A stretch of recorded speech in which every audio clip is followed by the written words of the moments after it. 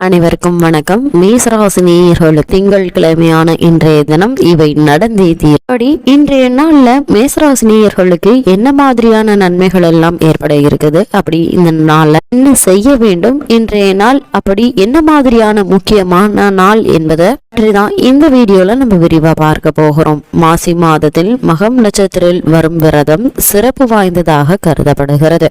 ஒவ்வொரு மாதமும் மகம் நட்சத்திரம் வந்தாலும் மாசி மாதத்தில் வரும் மகம் நட்சத்திரமே மாசி மகம் என கொண்டாடப்படுகிறது.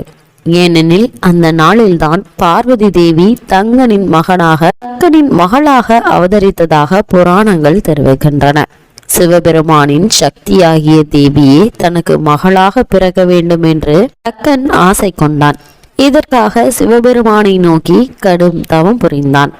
அந்த தவத்தின் பயனாக உமாதேவி தக்கனின் மகளாக அவதரித்த நாள் இன்றைய நாள் மாசி மகமான இன்றைய நாள். அவளுக்கு தாட்சாயினி என்று பெயரிட்டு வளர்த்து வந்த தக்கன் மகளை சிவபெருமானுக்கே திருமணம் செய்து வைத்தான். அன்னை உமாதேவி அவதரித்த நாள் மாசி மகம் என்பதால் அந்த நாள் புனிதமான ஒரு நாளாக கருதப்படுகிறது. இன்றைய நாள் மேசராசினியர்களுக்கு மகிழ்ச்சியை தரக்கூடிய ஒரு நாளாகவும் அமைகிறது. மட்டுமில்லாமல் இந்த மாசி மகமான இன்றைய தினம் மாசி மாதத்தில் சந்திரன் சிம்ம ராசியில் மகம் நட்சத்திரத்தில் நுழையும் நாளாகவும் மாசி மகம் அமைகிறது. மாசி மகமான அன்று ஆலயங்களில் சிறப்பு வழிபாடுகள் நடத்தப்படும். மகா நட்சத்திரத்திற்கு அதிபதியானவர் கேது பகவான். இவர் ஞானத்தையும் புத்தியையும் அளிப்பவர். செல்வ வள சேரும் யோகத்தை வழங்கக்கூடியவர். மாசி மகநாளை கடலாடும் நாள் என்றும் தீர்த்தமாடும் நாள் என்றும் அழைப்பார்கள். தீர்த்தமாடும் நிகழ்வின் சிறப்பினை எடுத்துரைக்க ஒரு புராண வரலாற்று கதையும் கூறப்படுகிறது. அதாவது தீர்த்தமாடும் நிகழ்வினை சிறப்பினை எடுத்துரைக்க ஒரு புராண வரலாற்று கதை என்னவென்று பார்க்கும்போது, ஒருமுறை வருண பகவானுக்கு பிரம்மஹத்தி தோஷம் ஏற்பட்டது. இதில் அவர் உடல் கட்டப்பட்ட நிலையில் கடலில் வீசப்பட்டார். அதிலிருந்து விடுபட வருணன் சிவபெருமானை நினைத்து பிரார்த்தித்தான். இந்த நிலையில் வருணன் கட்டுண்டு கிடந்ததால் உலகில் மழையெல்லாம் வறட்சியும் பஞ்சமும் நிலவியது. அனைத்து உயிர்களும் துன்பம் அடைந்தன. இதனால் தேவர்கள் அனைவரும் சிவபெருமானை சந்தித்து முறையிட்டனர். வருண பகவானை விடுவிக்கும்படி ஈசனிடம் வேண்டிக் கொண்டனர். தேவர்களுடைய கோரிக்கையை ஏற்ற சிவபெருமான் வருண பகவானை விடுவித்தார். அவர் விடுதலை பெற்ற நாள் மாசி மக திருநாளாக அமைகிறது. அதே மாதிரி மேசராசினியர்கள் இன்றைய நாள்ல உமாதேவியை நீங்கள் வணங்கும் போது உங்களுடைய வாழ்வில் என்ன ஒரு சூழ்நிலை பிரச்சனைகள் வேதனைகள் ஏற்பட்டாலும் அவை அனைத்தும் நீங்கி மகிழ்ச்சியான ஒரு நாளாக மாற்றி அமைகிறது. விடுதலை பெற்ற வருண பகவான் மனம் மகிழ்ந்து சிவபெருமானை வணங்கினார். பின்னர் ஈசனிடம், இறைவா, நான் பிரம்மகதி தோஷத்தால் பீடிக்கப்பட்டு கடலில் கிடந்த போது நீருக்குள் இருந்தபடியே உங்களை வணங்கினேன். அதன் பயனாக எனக்கு விடுதலை கிடைத்தது. அதேபோல் மாசி மகத்தன்று புண்ணிய தீர்த்தங்களில் மூழ்கி நீராடி இறைவனை வழிபடும் அனைவருக்கும் அவர்களுடைய பாவங்களையும் பிறவி துன்பங்களையும் நீக்கி அருள் செய்ய வேண்டும் என்று கேட்டார். சிவபெருமானும் வருணன் கேட்ட வரத்தை வழங்கினார். அன்று முதல் தீர்த்தமாடல் நிகழ்ச்சி சிறப்புடன் நடைபெற்று வருகிறது. மாசி மகத்தன்று பிரசித்தி பெற்ற புண்ணிய தலங்களில் ஆறு, கடல், குளம் போன்ற தீர்த்தங்களில் நீராட வேண்டும். இவ்வாறு செய்வதால் சகல தோஷங்களும் நீங்கும். குடும்பத்தில் ஒற்றுமை பலப்படும். மாசி மகத்தில் விரத இருக்க வேண்டும் என்று நினைப்பவர்கள் காலையில் எழுந்து புண்ணிய தீர்த்தங்களில் நீராட வேண்டும். பின்னர் உலர்ந்த ஆடைகளை அணிந்து கொண்டு சிவ சிந்தனையுடன் சிவன் கோவிலுக்கு சென்று வழிபாடு செய்ய வேண்டும். மதியம் ஒருவேளை மட்டும் உணவு சாப்பிட்டு விட்டு இரவு பால் பழம் சாப்பிடலாம். அன்றைய தினம் முழுவதும் வேறு எந்த பணிகளிலும் ஈடுபடாமல் இறைவனை நினைக்கும் ஒரே சிந்தனையோடு இருக்க வேண்டும். தேவாரம், திருவாசக பாடல்களை பாராயணம் செய்யலாம். இந்த விரதத்தை கடைபிடித்த தந்தை பாக்கியம் கிடைக்கும் என்று புராணங்கள் தெரிவிக்கின்றன. காரணம், தந்தை இல்லாத தக்கனுக்கு இன்றைய நாள் விரதமிருந்து சிவபெருமானை வேண்டியதா மாதேவி மகளாக பிறந்ததால இந்த பரிகாரங்கள் கூறப்படுகின்றன. மட்டுமில்லாமல் இந்த மாசி மகமான இன்றைய தினம் நதிகளுடைய பாவம் போக்கும் மகமாகவும் அமைகிறது. ஒருமுறை கங்கையும் யமுனையும் சிவபெருமானை போய் சந்தித்தனர். அவர்கள் ஈசனிடம், இறைவா, இந்த உலகத்தில் வாழும் பல கோடி மக்கள் எங்களை தேடி வந்து நீராடுவதால் அவர்களுடைய பாவங்கள் விலகுகின்றன. ஆனால் அவர்களின் பாவங்கள் கழுவப்பட்டதால் எங்களின் புனிதம் குறைந்து வருகிறது. அந்த பாவத்தை நாங்கள் எங்கே போய் தீர்த்து கொள்வது என்று முறையிட்டனர். அப்போது ஈசன், நீங்கள் மாசி மாதத்தில் வரும் மகம் நட்சத்திரம் அன்று கும்பகோணம் மகாமக குளத்தில் தங்களுக்குள் தங்குங்கள்.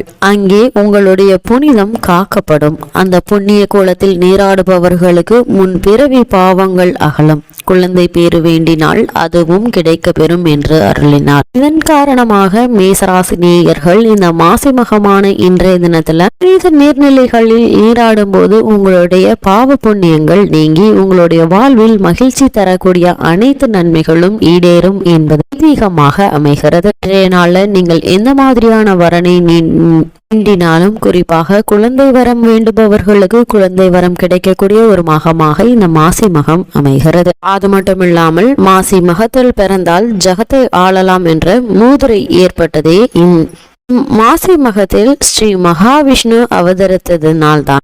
மாதத்தைதான் மாங்கல்ய மாதம் என அழைத்து புது தாலி சரடு அணிந்து அம்பிகையை குங்குமத்தால் அர்ச்சிக்க தீர்த்த சுமங்கலியாக வாழ்வார் மனமான தம்பதியினர். கல்வி கேள்விகளில் சிறந்து விளங்க ஸ்ரீ சரஸ்வதி தேவியையும் ஸ்ரீ ஹயக்ரீவரையும் இம்மாதத்தில் பூஜிக்க கல்வி அறிவில் சிறந்து விளங்குவர் மாசி மகத்தன்று. திருக்கோவில்களில் உள்ள உற்சவ மூர்த்திகளை நதி நன்னீரில் நீராடுவர்.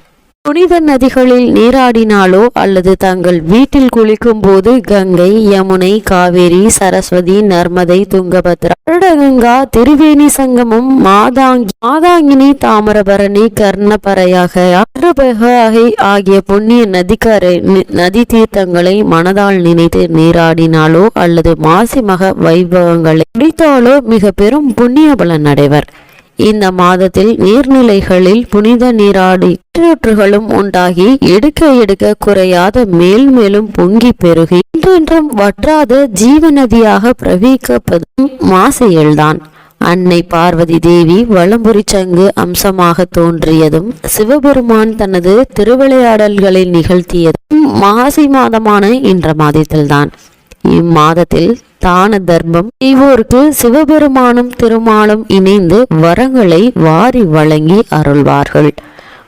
ஆபதங்களை செய்து அதனால் உண்டாகும் பிரம்மஹந்தி தோஷங்களையும் போக்கடிக்கும் 2 ஏகாதசி விரதங்களும் வருவது இந்த மாசி மகத்தில்தான். கருடையான் நோன்பு, சாவித்திரி விரதமும் வருவது இந்த மாதத்தில்தான்.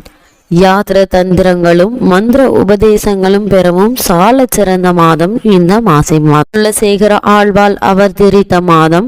தானத்தால் சிறந்த அன்னதானத்தின் பெருமைகளை சொல்லும் இந்த மாதம்தான். சுவாமி மலையில் தன் தகப்பனுக்கு பாடம் சொன்ன சுப்பையனின் ஸ்ரீ முருகப்பெருமானின் வைபவமும் இந்த மாசி மாதத்தில்தான். குருமுனியாகிய அகத்தியர் கடும் தவமியற்றி தனது அபிலாஷைகளை நிறைவேற்றி கொண்டதும் இந்த மாசி மாதத்தில்தான். இம்மாதத்தில் புதுமனை புகுதலும் தொன்று தொட்டு வாழையடி வாழையாக பல தலைமுறைகளுக்கு சந்ததிகள் அந்த புது வீட்டில் வாழ்வாங்கு வாழ்வதற்கும் சிறந்த ஒரு காலகட்டம் இந்த மாசி மாதமாக இருப்பதால மேசராசினியர்கள் இந்த மாசி மாதத்தில் புனித நதிகளில் நீராடினார். உங்களுக்கு கடந்த சில வருடங்களாக உங்களுடைய வாழ்நாள் முழுத ஏற்பட்டு கொண்டிருக்கும் அனைத்து துன்பங்களும் விலகி உங்களுடைய வாழ்வில் மகிழ்ச்சி, சந்தோஷம், செல்வம், அனைத்து பாக்கியங்களும் கிடைத்து வாழ்வில் சிறந்த விலக இந்த மாசி மகத்தான இன்றைய தினம் சிவபெருமானை நீங்கள் வழிபடுவதன் மூலமாக உங்களுடைய வாழ்வில் பல நன்மைகள் ஏற்படுவதற்கான சாத்தியக்கூறுகள் அதிகம் உண்டுங்க.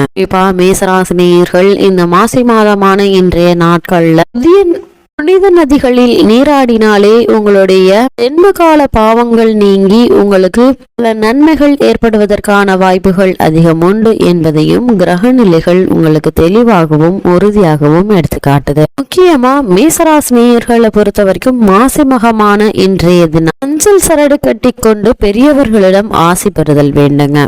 ஆசிர்வாதம் உங்களுக்கு மட்டுமில்லாமல் உங்களுடைய சந்ததிகளுக்கும் கிடைக்கும் என்பது ஐதீகமாக சொல்லப்படுகிறது.